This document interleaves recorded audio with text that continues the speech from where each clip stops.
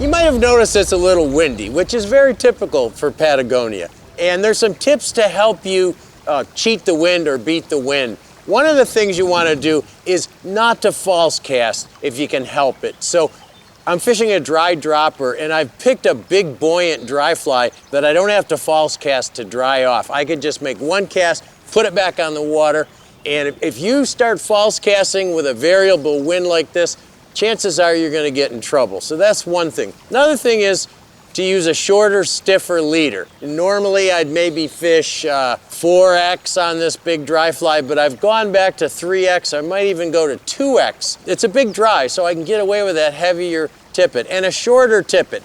Here in this flat water, we don't have to worry about drag much, so I can use a shorter, heavier tippet and a big dry and get away with it. You want to keep your dropper length fairly short. You know, the longer you have a nymph on a dropper, the more air resistant it becomes. And you know, if you feel like you have to false cast, what I'll often do is just dump a short cast in front of me and then pick that up and make a longer cast and shoot some line, rather than trying to false cast, because that fly going back and forth in the air in a wind like this is just going to get you in trouble. So those are a few things you can do. And also, one of the things, when you're casting into a wind, make sure you don't push your arm out like that, because you're pushing against the wind. Very important to raise and lower your elbow and bring that rod straight down into the wind. That's another thing that'll help you. So the best way to net a fish is to try, if you can, to get it upstream of you, and then lead the fish back and try to net it. Try to net it head first. Don't bonk them like I just did.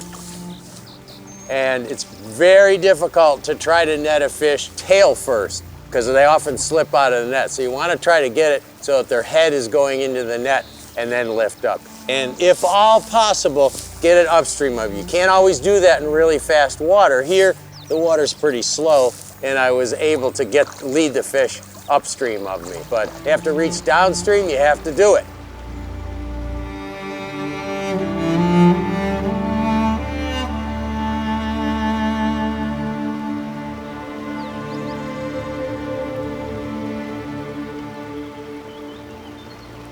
The caddis have started going off. Was that on the caddis too? No, they took the terrestrial on this one. Nice fish, great fish. So I put on Eduardo put on a terrestrial, and I followed up with an elk hair caddis on the back end. And this guy came up and ate the terrestrial, and it's a good one. Nice brown, sweet fish. How do you like that? Thank you, sir. Cold water, huh? Lots of life. Magic Water's brown. Just nice incredible. bit. So good. So good. Nice.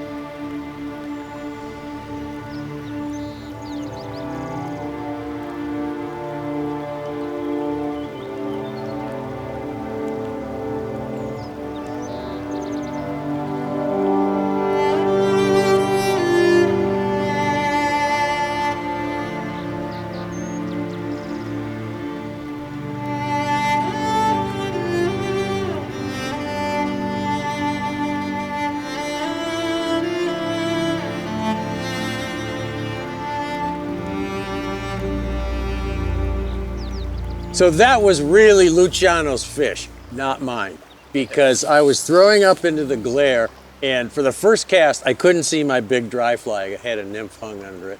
And Luciano's on the bank going, nymph, nymph, nymph.